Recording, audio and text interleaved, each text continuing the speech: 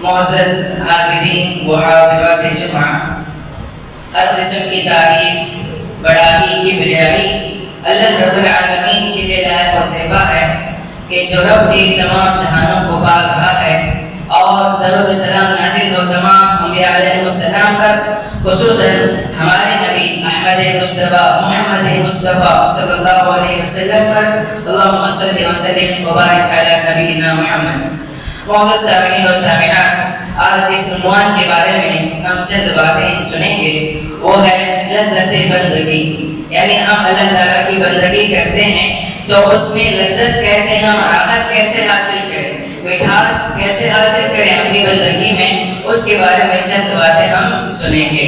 تو سامعین، دنیا کی ہر چیز اپنے اندر ایک لذت رکھتی ہے، یہ لذتیں اپنے اندر ایک کھینچاؤ رکھتی ہیں۔ اہل علم نے لکھا ہے کہ دنیا میں پائی جانے والی جو لذتیں ہیں، جو راحتیں ہیں، وہ 3 طرح کی ہوتی ہیں۔ سب سے پہلی جسمانی لذتیں، یعنی اس کا تعلق انسانی جسم سے ہے، مثلا کھانا پینا، پہننا اوڑھنا، اسی طرح بننا سنورنا، یہ دنیاوی لذتیں ہیں۔ اور جنسی خواہشات کی جو لذت ہوتی ہے، یہ تمام وغیرہ وغیرہ، یہ تمام جسمانی لذتیں ہیں، جسمانی راحتیں ہیں، کھانا پینا وغیرہ۔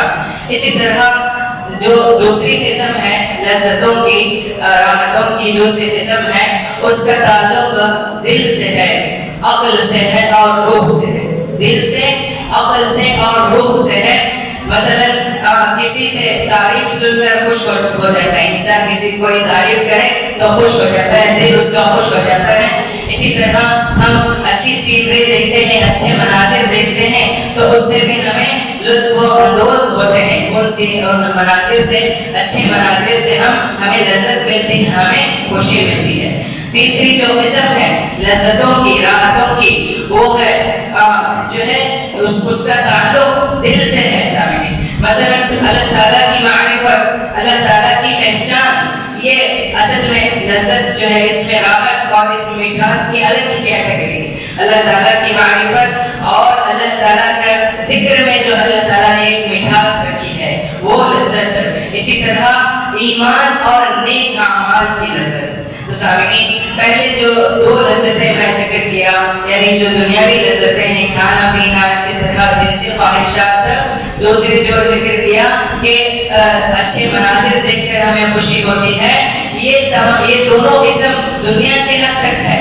لیکن ایمان کی مٹھاس، ایمان میں جو سکون ہے، اسی طرح نیک اعمال میں جو مٹھاس ہے، نیک اعمال میں جو سکون ہے، یہ دنیا و آخرت میں کام آنے والی لذت ہے۔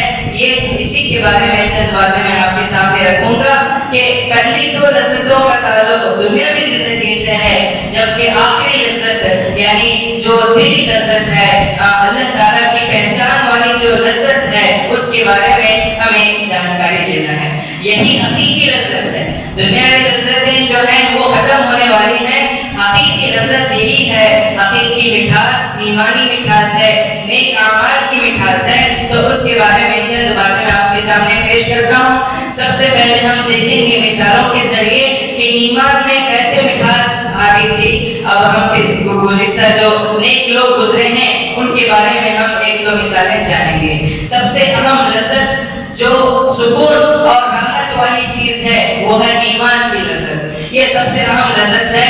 اگر ایمان دل میں جگہ لے لے، ایمان اللہ تعالیٰ پر جو ایمان رکھتے ہیں، حقیقی معنوں میں ہمارے دل میں اللہ تعالیٰ کا ایمان اتر جائے تو مومن ہر طرح کی دنیاوی جو تکلیفوں کو برداشت کرنے کے لیے وہ تیار رہتا ہے۔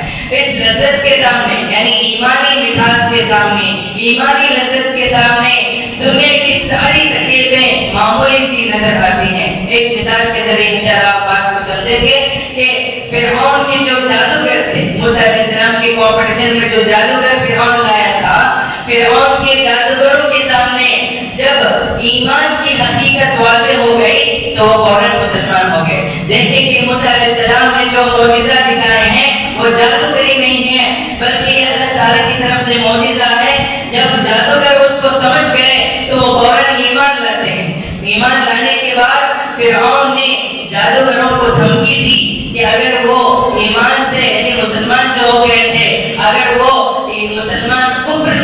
گے تو انہیں دھمکی دی فرعون نے کہ انہیں ذلت کے ساتھ قتل کر دیا جائے گا. جادوگروں کو فرعون نے مارنے کی دھمکی دی. جب کیا ہوا، جیسے ہی ان کو اس نے دھمکی دی، ساحران فرعون یعنی فرعون کے جو جادوگر ہیں ان کے دل ایمان کی لذت سے معمور ہو چکے تھے، ایمان ان کے دل میں جگہ لے چکا تھا. وہ جواب دیتے ہیں لن نؤثرك على ما جاءنا من البينات والذي فطرنا فاقض ما انت قاض انما تقضي هذه الحياة الدنيا انا آمنا بربنا ليغفر لنا خطايانا وما اکرهتنا علیہ من السحر. ایمان ان کے دل میں بیٹھ چکا تھا.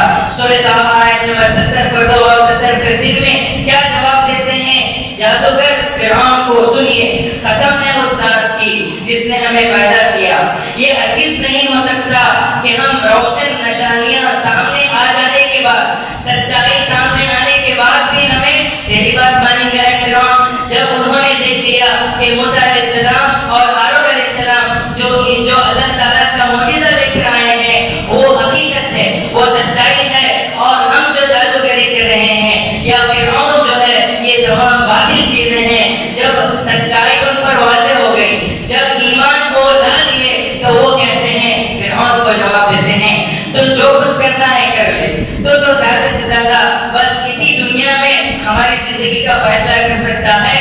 ہم تو اپنے رب پر ایمان لے آئے تاکہ وہ ہمارے گناہوں کو بخش دے، اور یہ جو جادوگری ہم کر رہے ہیں اس کو بھی اللہ تعالیٰ ہمیں معاف کر دے. تو سامعین، آپ نے سنا کہ جب ایمان کی لذت ان کے دل میں آ گئی تو دنیا کی قتل جیسی چیز بھی انہیں معمولی سی لگنے لگی. قتل جیسی تکلیف بھی، وہ بھی ایسا قتل نہیں. فرعون نے انہیں مخالف سمت یعنی ایک ادھر کا ہاتھ ایک لیفٹ پاؤں، اس طرح مخالف سمتوں میں قتل کرنے کا انہیں دھمکی دیا تھا، سولی پر چڑھانے کا، پھانسی دینے کا وہ دھمکی دیا تھا فرعون. تو بھی وہ ان کو معمولی سی نظر آئی، اس لیے کہ جادوگروں کے دل میں اللہ تعالیٰ کا ایمان، اللہ تعالیٰ نے انہیں ہدایت دی، ایمان وہاں جگہ لے دیا تھا. تو دنیا کی بڑی سے بڑی مصیبت بھی انہیں معمولی نظر آئی. آگے چلتے ہیں، صحابہ کرام رضی اللہ عنہم کی زندگی میں ہمیں کتنے مثالیں ملتی ہیں کہ ایمان کی لذت جب ان کے دل میں آ گئی تو جو ہے دنیا کی ہر تکلیف کو برداشت کیے. بلال رضی اللہ عنہ کی مشہور مثال آپ بارہا سنتے ہیں کہ مکے کی تپتی ہوئی ریت پر انہیں لٹا دیا جاتا، جسم پر بھاری پتھر رکھ دیا جاتا، مکے کی پتھریلی زمین پر انہیں کھینچا جاتا. ان تکلیفوں سے بے پرواہ ہو کر وہ صرف ایک ہی بات کہتے تھے، احد احد، یعنی ایک اللہ کی عبادت کے نعرے لگاتے. بعد میں ابوبکر رضی اللہ عنہ نے بلال رضی اللہ عنہ کو خرید لیا. وہ جو جس کے پاس تھے وہ خرید کر آزاد کرتے ہیں.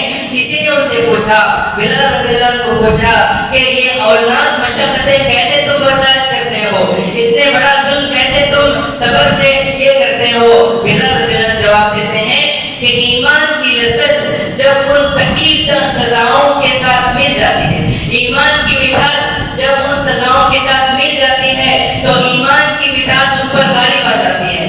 ایمان جب ایک بار اللہ تعالیٰ پر کوئی لا لیتا ہے تو وہ اتنا اس میں راحت اور سکون رہتا ہے کہ دنیا کی چیزیں، دنیا کی سزائیں اس کے سامنے کچھ بھی کام نہیں کرتی. کہا بلال رضی اللہ عنہ نے کہ ایمان کی مٹھاس اس پر غالب آ جاتی ہے اور مجھے ان سزاؤں کا کوئی احساس نہیں ہوتا. تو گویا کہ ایمان کی وجہ سے انہوں نے اتنے بڑے بڑے ظلم برداشت کیے. اسی طرح سامعین، عبداللہ بن عباس رضی اللہ عنہما فرماتے ہیں کہ رومیوں نے، روم کے جو اس دور کے جو حکمران تھے، رومیوں نے صحابی رسول عبداللہ بن حذافہ سہمی رضی اللہ عنہ کو گرفتار کر لیا، ارسٹ کر لیا، اور ان سے کہا کہ تم کرسچن بن جاؤ، عیسائی بن جاؤ، نصرانی بن جاؤ، ورنہ تمہیں قتل کر دیا جائے گا. انہوں نے انکار کر دیا. پیتل کی ایک بڑی ہانڈی میں تیل کھولایا گیا، تیل پکایا گیا، ایک مسلمان قیدی کو لایا گیا اور ان سے بھی عیسائیت قبول کرنے، نصرانیت، کرسچینٹی قبول کرنے پر مجبور کیا گیا. لیکن اس نے قبول نہیں کیا، اس مسلمان قیدی نے بھی، تو اس کو اس کھولتے ہوئے تیل میں ڈال دیا گیا. عبداللہ بن حذافہ رضی اللہ عنہ صحابی رسول وہ دیکھتے ہیں اور ان سے کہا جاتا ہے کہ ہمارا دین قبول کر لو، عیسائیت قبول کر لو، ورنہ تمہارا بھی یہی حشر ہوگا. پھر منع کیا، پھر نفی کی، میں تمہارا دین نہیں قبول کروں گا، جس پر انہیں بھی اسی ہانڈی میں ڈالنے کا حکم دیا گیا جس ہانڈی میں تیل جو ہے پیتل کی ہانڈی کھول رہا تھا تیل، تو اس میں ڈالنے کا حکم ہوا، ان کو بھی سزا دینے کا حکم ہوا، تو آگے وہ کیا ہوتے ہیں، وہ رونے لگتے ہیں، صحابی رسول رونے لگتے ہیں، دربار میں جو لوگ تھے وہ کہنے لگے کہ یہ تو موت سے گھبرا کر رو رہا ہے، اسے چھوڑ دو۔ عبداللہ رضی اللہ عنہ جو کہ صحابی رسول ہیں، عبداللہ بن حذافہ صحابی رضی اللہ عنہ کہتے ہیں کہ لا تظننی انی بکیت جزعا ولکن بکیت، وہ فرماتے ہیں تم یہ مت سمجھنا کہ میں موت سے گھبرا کر رو رہا ہوں، یہ مت سمجھنا، میں تو اس غم میں رو رہا ہوں کہ میری صرف ایک جان ہے، اگر میری تمنا تو یہ ہے کہ میرے جسم میں جتنے بال ہیں اتنی گنتی کے اگر وہ میرے پاس جانے ہوتے، اتنے سارے جان بھی ہوتے میرے پاس، تو ان سب کو میں ایسے ہی اللہ تعالیٰ کے راستے میں قربان کر دیتا، اپنی ایمان کی حفاظت کر لیتا، اسی لیے وہ رو رہے تھے کہ میرے پاس تو صرف ایک جان ہے۔ ایمان ایسا ان کے دل میں تھا، اللہ تعالیٰ پر یقین ایسا تھا کہ دنیا کی بڑی سے بڑی سزا بھی ان کے سامنے کچھ کام نہیں کر پائی، یہ بھی دلیل کے ساتھ موجود ہے۔ تو سامعین، اللہ کے رسول صلی اللہ علیہ وسلم نے بھی ایمان کی لذت کو پانے کے ذرائع بتائے ہیں، کیا کرنا ہے کہ ہمیں ایمان کی لذت ہمیں محسوس ہو، اپنے دل میں ایمان کی لذت آئے۔ چلیے سنتے ہیں، انس رضی اللہ عنہ سے مروی کی روایت ہے، رسول اکرم صلی اللہ علیہ وسلم نے فرمایا ثلاث تین چیزیں ایسے ہیں، ثلاث من کن فیہ وجد حلاوۃ الایمان ان یکون اللہ ورسولہ احب الیہ مما سواہما وان یحب المرء لا یحبہ الا للہ وان یکرہ ان یعود فی الکفر بعد ان انقذہ اللہ منہ کما یکرہ ان یقذف فی النار۔ صحیح بخاری کی روایت باب حلاوۃ الایمان میں یہ روایت موجود ہے کہ تین چیزیں ایسی ہیں جو کسی میں پائی جائیں تو وہ ایمان کی لذت کو اپنے اندر محسوس کرے گا، وہ ایمان کی لذت کو پائے گا، ایمان کی مٹھاس کو، ایمان میں راحت ملے گی اسے۔ کیا ہے تین چیزیں؟ سب سے پہلے اللہ اور اس کے رسول صلی اللہ علیہ وسلم کی محبت، دوسری تمام چیزوں کی محبت سے بڑھ کر ہو۔ اگر ہماری زندگی میں اللہ کی محبت، رسول اللہ صلی اللہ علیہ وسلم کی محبت دوسری تمام چیزوں سے، دنیاوی چیزوں سے بڑھ کر ہو تو ہمیں ایمان کی لذت ملے گی۔ دوسرا عمل جو نبی کریم صلی اللہ علیہ وسلم نے کہا کہ وہ اللہ ہی کی خاطر اپنے بھائی سے، اپنے مومن بھائی سے محبت کرے گا تو اسے ایمان کی لذت محسوس ہوگی، ایمان کی مٹھاس کو پائے گا۔ تیسری، اسلام قبول کرنے کے بعد کفر میں ویسے ہی ناپسند کرے، کفر میں جانا ویسے ہی ناپسند کرے جیسے آگ میں جلنے کو ایک آدمی ناپسند کرتا ہے۔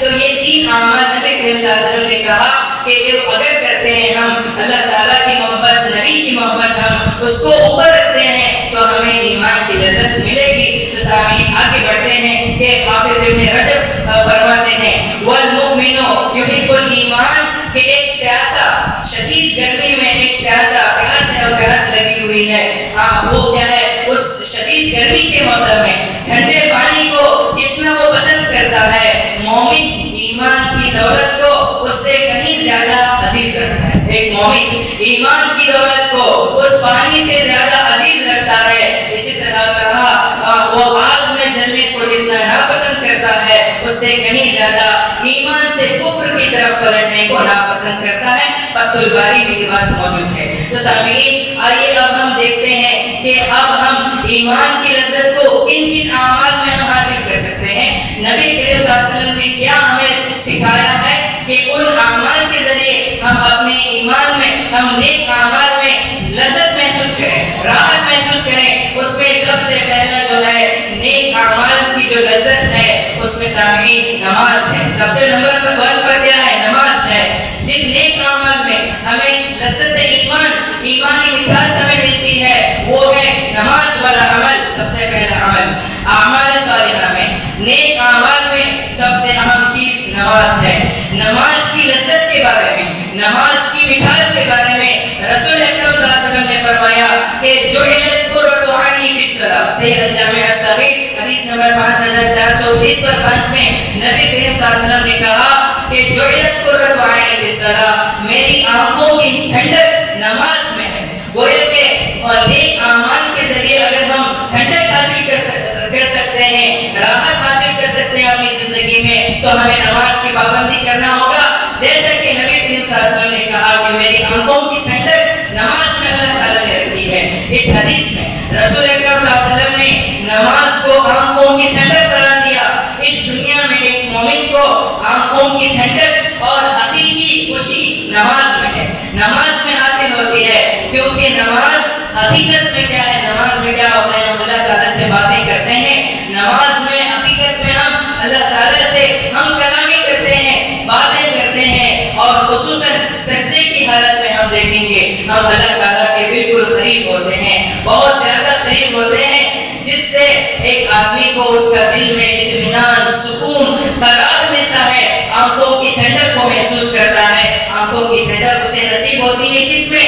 نماز میں۔ نیک عمل میں اگر ہم مٹھاس تلاش کریں، سکون تلاش کریں، تو آئیے نماز کی پابندی کریں گے تو ہمارے آنکھوں کو اللہ تعالیٰ ٹھنڈا کرے گا، ہمیں راحت ملے گی، ہم اللہ تعالیٰ سے باتیں کریں گے، اللہ تعالیٰ ہمارے دل کو سکون اور اطمینان بخشے گا۔ اسی طرح سامعین، نماز کتنی بڑی چیز ہے، کتنی بڑی عبادت ہے، اس میں اللہ تعالیٰ نے ہمیں جو ہے راحت اور سکون ہی سکون رکھا ہے۔ عبداللہ بن محمد بن حنفیہ رحمۃ اللہ علیہ فرماتے ہیں کہ میں اور میرے والد اپنے ایک سسرالی انصاری بھائی کی عیادت کے لیے گئے، کوئی بیمار تھے ان کے رشتہ دار میں، وہ گئے اور کہتے ہیں وہ اسی وقت نماز کا ٹائم ہو گیا، انہوں نے کہا اپنی لونڈی سے، نوکرانی سے کہا کہ پانی لے آؤ تاکہ میں نماز پڑھوں اور راحت حاصل کروں۔ کون؟ ایک بہت بڑے جو ہے تابعی ہیں، وہ فرما رہے ہیں کہ پانی لے کر آؤ، نماز کا وقت ہو چکا ہے، وضو کرنے کے لیے پانی لے کر آؤ تاکہ میں اپنے آپ کو راحت پہنچاؤں۔ گویا کہ وہ کہنے کا مطلب یہ ہے، نبی کریم صلی اللہ علیہ وسلم کی جو حدیث ہے اس کے بارے میں وہ کہہ رہے ہیں۔ کیا کہتے تھے نبی کریم صلی اللہ علیہ وسلم نماز کے بارے میں؟ سنیے، حدیث ابو داؤد کی حدیث ہے، قم یا بلال فارحنا بالصلاۃ۔ کیا کہتے تھے نبی صلی اللہ علیہ وسلم؟ اے بلال رضی اللہ عنہ، کھڑے ہو جاؤ، اذان دے دو اور نماز کے ذریعے ہمیں راحت پہنچاؤ۔ یعنی نماز راحت کا ذریعہ ہے، اسی لیے تابعی، تبع تابعی جو بھی ہیں صحابہ نماز کے ذریعے راحت حاصل کرتے تھے، مٹھاس حاصل کرتے تھے، نیک اعمال میں نیک اعمال کرتے تھے تاکہ انہیں سکون ملے۔ تو سامعین، اسی طرح خبیب بن عدی رضی اللہ عنہ کو یہ بہت ہی مشہور واقعہ ہے کہ خبیب بن عدی رضی اللہ عنہ کو جب مشرکین نے جو ہے سولی پر چڑھانے کے لیے وہاں پہ پہنچایا، آخری وقت تھا، انہوں نے پوچھا کہ کیا خواہش ہے؟ آخری خواہش کہتے ہیں نماز پڑھنے کا جی چاہتا ہے۔ ان کو موقع دیا گیا کہ نماز پڑھ لو۔ آپ رضی اللہ عنہ نے پورے اطمینان کے ساتھ نماز ادا کی، اور نماز کے اندر اتنا سکون انہیں محسوس ہوا، اتنی لذت کو حاصل کیے۔ وہ فرماتے ہیں کہ اللہ کی قسم، میں نے اس خیال سے نماز کو مختصر کر دی ہے کہ کہیں تم یہ نہ سمجھ لو کہ میں موت کے ڈر سے نماز لمبی کر رہا ہوں۔ گویا کہ صحابی رسول موت سامنے کھڑی ہے، اس کے باوجود نماز پڑھ رہے ہیں، اتنا سکون انہیں اللہ تعالیٰ دے رہا ہے کہ دنیا کی اتنی بڑی سزا بھی ان کے سامنے کچھ بھی نہیں ہے۔ تو سامعین، ایمان، اعمال صالحہ، نیک اعمال میں اللہ تعالیٰ نے مزہ رکھا ہے، راحت رکھا ہے، سکون رکھا ہے، اللہ تعالیٰ نے آنکھوں کی ٹھنڈک نماز میں رکھی ہے۔ تو سامعین، اسی طرح آگے بڑھتے ہیں کہ حماد بن سلمہ رحمۃ اللہ علیہ وہ فرماتے ہیں، اے اللہ، اگر تو کسی کو قبر میں نماز پڑھنے کا موقع عطا کرے تو مجھے یہ موقع عطا کر۔ یعنی وہ دعا کرتے ہیں، ان کا یہ خیال ہے، نماز قبر میں تو نماز نہیں پڑھنا ہوتا ہے،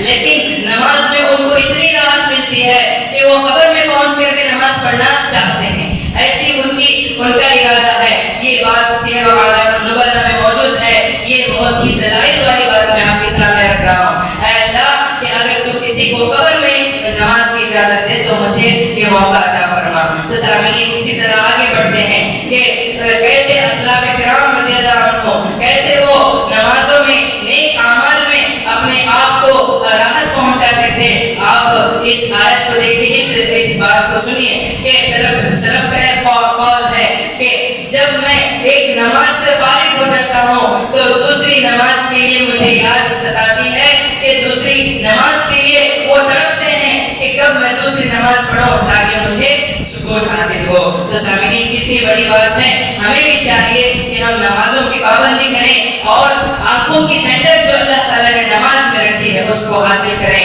تو سامعین دوسرا عمل جو اسی کے ماتحت ہے وہ ہے قیام اللیل، رات کی نماز، تہجد کی نماز۔ تو سامعین رات میں بیدار ہو کر عبادت کرنا بہت ہی دشوار کام ہے، لیکن اللہ تعالیٰ کے جو نیک بندے ہیں، جو برگزیدہ بندے ہیں، انہیں کچھ الگ ہی انہیں عجیب سکون اس میں ملتا ہے، اس میں الگ ہی مزہ انہیں حاصل ہوتا ہے۔ وہ کبھی بھی اللہ کے نیک بندے اس عمل کو نہیں چھوڑتے۔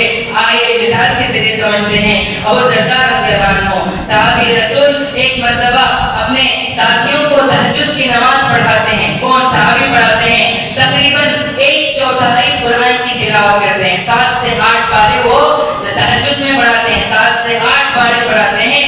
نماز سے فارغ ہو جائے اس کے بعد ساتھی جو نماز پڑھ رہے تھے وہ انہیں فرماتے ہیں لقد خففت بنا اللیلہ، آج آپ نے بہت ہی مختصر نماز پڑھائی۔ یعنی نماز تہجد میں انہیں اتنا سرور ملتا صحابہ کو کہ انہیں 8 پارے بھی بہت ہی مختصر لگتے۔ وہ فرماتے ہیں کہ آج تو آپ نے مختصر نماز پڑھا دی۔ گویا کہ سامعین نماز تہجد میں انہیں سرور حاصل تھا، نماز نیک اعمال میں انہیں مزہ ملتا تھا۔ یہ مزہ کب آئے گا؟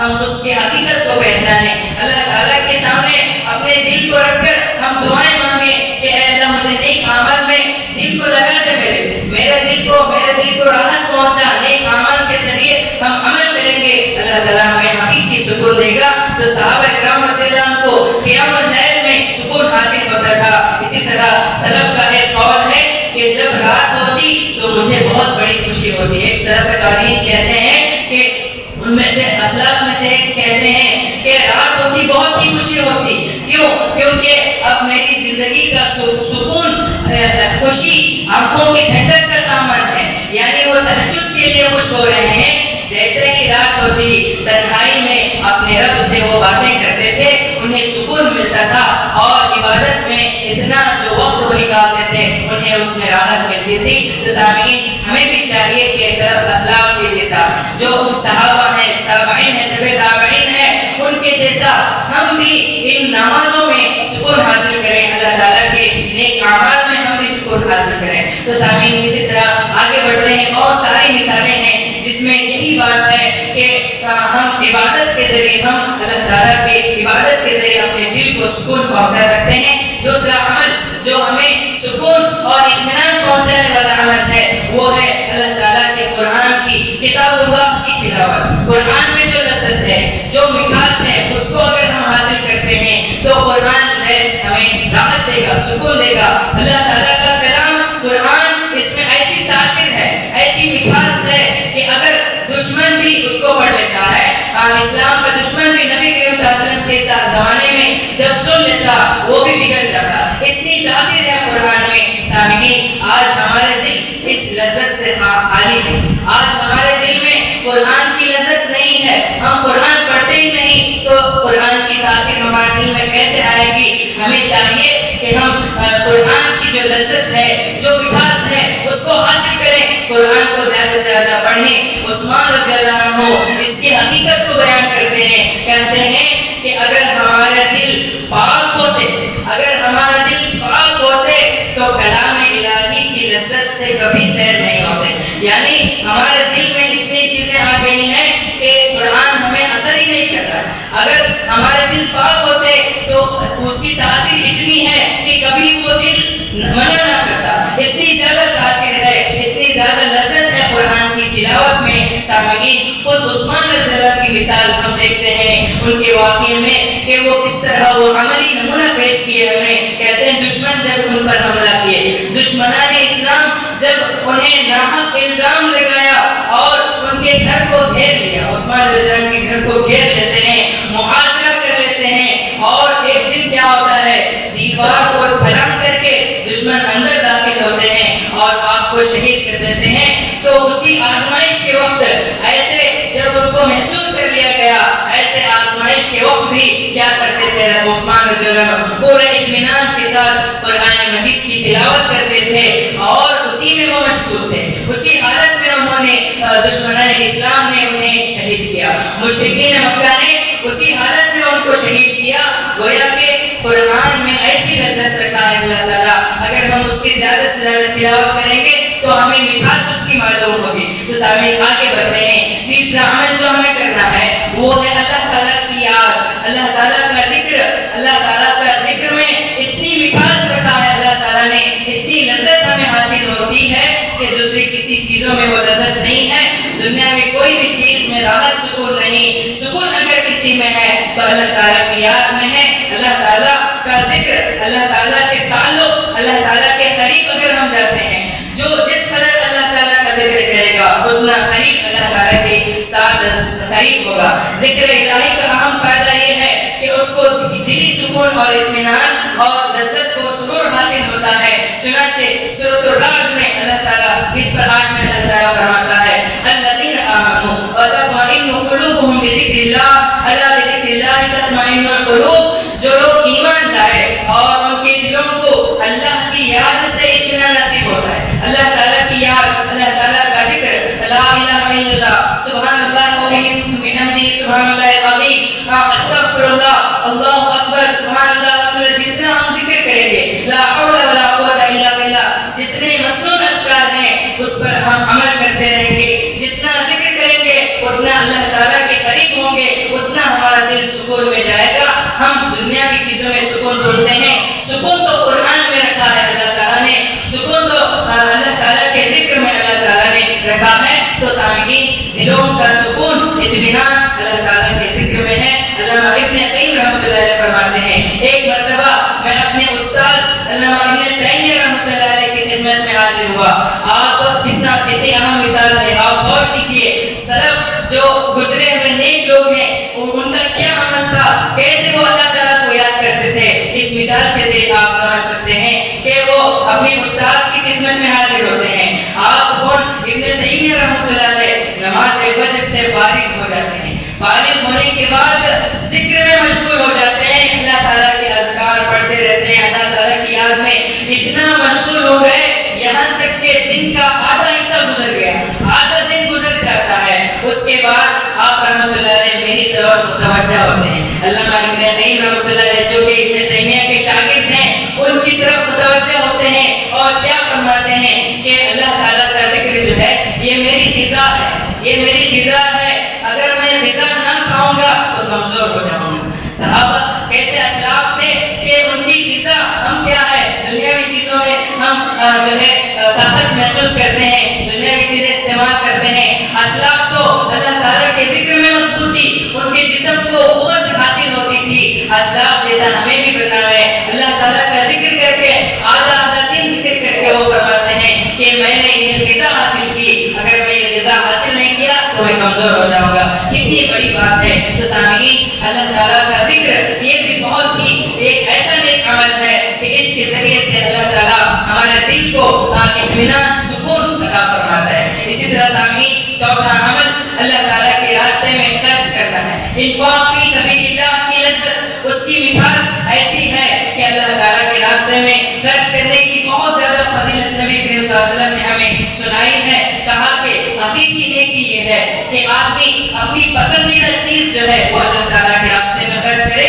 حقیقی نیکی یہی ہے. اللہ تعالیٰ کے نیک بندے اللہ تعالیٰ کے راستے میں اپنی قیمتی اور پسندیدہ چیزیں خرچ کر کر خوشی محسوس کرتے ہیں کہ میں نے اپنی قیمتی چیز اللہ تعالیٰ کے راستے میں خرچ کیا ہے، اللہ تعالیٰ قیامت کے دن مجھے اس کا اچھا بدلہ دے گا. انہیں حقیقی خوشی نصیب ہوتی ہے. انفاق فی سبیل اللہ، ایک مثال کے ذریعے میں آپ کو سمجھاتا ہوں کہ انس رضی اللہ فرماتے ہیں، صحابی رسول فرماتے ہیں، ایک آدمی رسول اکرم صلی اللہ علیہ وسلم کی خدمت میں حاضر ہوتے ہیں. کہتے ہیں کہ فلاں آدمی کا ایک باغ ہے اور وہاں میں اپنی دیوار قائم کرنا چاہتا ہوں. آپ اسے حکم دیجیے کہ وہ مجھے جو ہے وہاں پہ جگہ دے تاکہ میں اپنی دیوار کھڑی کر سکوں. سکوں اس باغ میں نبی کریم صلی اللہ علیہ وسلم نے متعلقہ شخص جو اپوزٹ میں شخص تھا اس کو کہتے ہیں کہ جنت میں ایک درخت کے بدلے تم اس کو ایک کھجور کا درخت دے دو، یعنی اس کو ایک جگہ دے دو۔ اس نے انکار کیا، جو سامنے والا تھا انکار کر دیا۔ جب ایک صحابی کو یہ بات معلوم ہوتی ہے، ان کا نام ہے ابو الدرداء رضی اللہ عنہ، وہ جب ان کو معلوم ہوا تو وہ جو جس باغ کا مالک تھا اس مالک کے پاس جاتے ہیں، کہتے ہیں کہ میرا یہ باغ ہے، اس کے بدلے میں تم اپنا باغ دے دو۔ وہ جو ہے ادلا بدلی کر کے باغ کو خرید لیتے ہیں۔ خریدنے کے بعد نبی کریم صلی اللہ علیہ وسلم کی خدمت میں حاضر ہو کر کہتے ہیں، اے نبی کریم صلی اللہ علیہ وسلم، میں یہ اللہ تعالیٰ کے راستے میں خرچ کرنا چاہتا ہوں، آپ اس شخص کو دے دیجیے۔ جو آدمی ایک دیوار کھڑا کرنے کے لیے جگہ کے لیے آیا تھا، اس آدمی کے لیے ایک صحابی باغ ہی خرید کر دے دیتے ہیں، اللہ تعالیٰ کے راستے میں خرچ کر دیتے ہیں۔ یہ سن کر رسول اللہ صلی اللہ علیہ وسلم جو باغ خریدتے ہیں صحابی ابو الدرداء رضی اللہ عنہ کو، وہ کہتے ہیں کہ ابو الدرداء کے لیے جنت میں بے شمار کھجوروں کے خوشے ہیں، ابو الدرداء کے لیے جنت میں بے شمار کھجور کے خوشے ہیں۔ یہ سن کر اتنا وہ خوش ہو جاتے ہیں کہ جاتے ہیں اپنے باپ کے پاس، جس باپ کو وہ بیچ چکے تھے، جاتے ہیں ان کی بیوی کو آواز دیتے ہیں کہ باغ سے باہر نکل آؤ، یہ تو اللہ تعالیٰ کے راستے میں خرچ ہو چکا ہے، یہ باغ جنت کے ایک باغ کے بدلے میں اللہ تعالیٰ کے راستے میں اس کو خرچ کر دیا ہوں۔ گویا کہ ان کو انفاق فی سبیل اللہ، اللہ تعالیٰ کے راستے میں خرچ کر کے اپنی اچھا باغ، اپنا قیمتی باغ خرچ کرنے کے بعد اتنا سکون انہیں ملا، اتنی راحت ملی کہ جنت کی جب خوشخبری سنے، جنت کی جب نبی کریم صلی اللہ علیہ وسلم کی زبانی انہوں نے جنت میں ایک باغ کی خوشخبری سنے تو اتنا خوش ہو گئے کہ خوشی سے جو ہے وہ اللہ تعالیٰ کے راستے میں خوشی خوشی اس باغ کو چھوڑ دیتے ہیں۔ کتنی بڑی چیز ہے یہ لذت ہمیں حاصل کرنا ہے تو ہمیں اللہ تعالیٰ کے راستے میں اپنا قیمتی چیزیں قربان کرنا ہے، جان مال جو بھی ہم اللہ تعالیٰ کے راستے میں جیسے بھی ہم قربان کرنا چاہتے ہیں، اس وقت ہمیں حقیقی لذت ملے گی، اس وقت ہمیں حقیقی سکون ملے گا۔ پانچواں اور آخری عمل اس درس کا، اس بیان کا میں کہہ رہا ہوں کہ طلب علم کی جو لذت ہے، علم حاصل کرنے کی جو لذت ہے، طلب علم یعنی اللہ تعالیٰ کے علم حاصل کرنا، دینی علم حاصل کرنا، اس راستے میں جو تکلیفیں آتی ہیں اس کو برداشت کریں گے تو وہ لذت ایسی ہے کہ وہ حقیقی لذت اللہ تعالیٰ اپنے بعض چنندہ بندوں کو ہی دیتا ہے۔ ایک مثال ہے کہ امام شافعی رحمۃ اللہ علیہ سے پوچھا گیا کہ وہ علم و ادب میں آپ کیسے انٹرسٹ رکھتے ہیں، علم و ادب میں؟ وہ فرماتے ہیں جب میں کوئی نیا حرف سنتا ہوں تو میری خواہش یہ ہوتی ہے کہ میرے تمام اعضاء کے بھی کان ہوتے اور بھی بہت سارے کان ہوتے تاکہ وہ اس لذت کو محسوس کریں، یعنی نئی چیز کو حاصل کرنا، دینی نئے معلومات کو اس قدر وہ حاصل کرتے تھے کہ انہیں سکون اور خوشی محسوس ہوتی تھی۔ تو سامعین یہ ایک ایسا عمل ہے کہ دینی علم حاصل کرنے میں جو لذت ہے اس کو اگر ہم حاصل کرنا ہے تو اس میں مشقت کرنا ہوگا، محنت کرنا ہوگا۔ تو سامعین اللہ تعالیٰ سے دعا ہے کہ اللہ تعالیٰ سب سے پہلے تو ہمارے اندر جو ایمان ہے اللہ کو اسے مضبوط کرنا، اور جو اعمال یہاں پہ بتائے گئے نماز کے ذریعے ہم اپنے آپ کو ٹھنڈک پہنچا سکتے ہیں، راحت پہنچا سکتے ہیں۔ اسی طرح قیام اللیل کے بارے میں بتایا گیا، تہجد کی نماز، اسی طرح سامعین بتایا گیا کہ ہم کس کے ذریعے قیام اللیل کے بعد ہمیں بتایا گیا کہ ہم جو ہے تلاوت قرآن، اللہ تعالیٰ کا جو کلام ہے، اللہ تعالیٰ کی کتاب ہے، وہ ہم زیادہ سے زیادہ پڑھیں گے تو ہمارے دل مضبوط ہوں گے، ہمارے دل میں اللہ تعالیٰ کا ڈر ہوگا، ہمیں بندگی میں اللہ تعالیٰ کی عبادت میں مزہ آئے گا۔ اسی طرح سامعین ذکر الہی، اللہ تعالیٰ کی یاد ہمیں زیادہ سے زیادہ کرنا ہے۔ چلتے پھرتے افضل ذکر جو ہے لا الہ الا اللہ، استغفر اللہ، سبحان اللہ و بحمدہ، سبحان اللہ العظیم، ایسے جو مسنون اذکار ہیں وہ زیادہ سے زیادہ ہمیں پڑھتے رہنا چاہیے۔ اسی طرح انفاق فی سبیل اللہ، اللہ تعالیٰ کے راستے میں جو مال خرچ کرنا ہے اس میں بھی جو ہے لذت حاصل ہوتی ہے، جیسا کہ صحابی کی مثال ہمارے سامنے آئی کہ کس قدر وہ اللہ جنت کے بدلے ایک باغ کو بیچ کر خوشی خوشی اللہ تعالیٰ کے راستے میں اس کو دے دیتے ہیں۔ تو سامعین اللہ تعالیٰ ہم تمام کو اپنے ہمیں ایمانی اور نیک اعمال کی لذت کرے. اللہ تعالیٰ ہم تمام کو حاصل کرنے کی توفیق دے. واللہ اعلم. آخر میں چند دعاؤں کے ذریعے اپنی بات کو ختم کرتا ہوں کہ اے اللہ ہم سب کو جب بھی رکھ خیر و عافیت سے رکھ صحت و تندرستی اے اللہ کو عطا فرما. اے ہمارے پروردگار ہم سب کی مغفرت فرما. اے ہمارے مشکل کشا ہماری مشکلوں کو آسان فرما. ہم میں سے جو مقروض ہیں ان کی قرض کی ادائیگی کے لیے اے اللہ کو راستے ہموار کر. اے ہمارے حاجت روا اے ہمارے مشکل کشا ہم میں جو بھی بیمار ہیں ان کو صحت شفائے کامل و عاجل عطا فرما. اے غفور الرحیم تو ہم تمام کی مغفرت فرما. ہمارے والدین کی مغفرت فرما.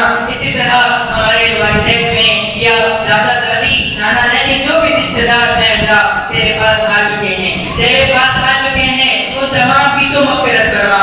ان تمام کی قبر کو نور سے بھر دے. ان تمام کو قبر کے عذاب سے اے اللہ تو حفاظت فرما.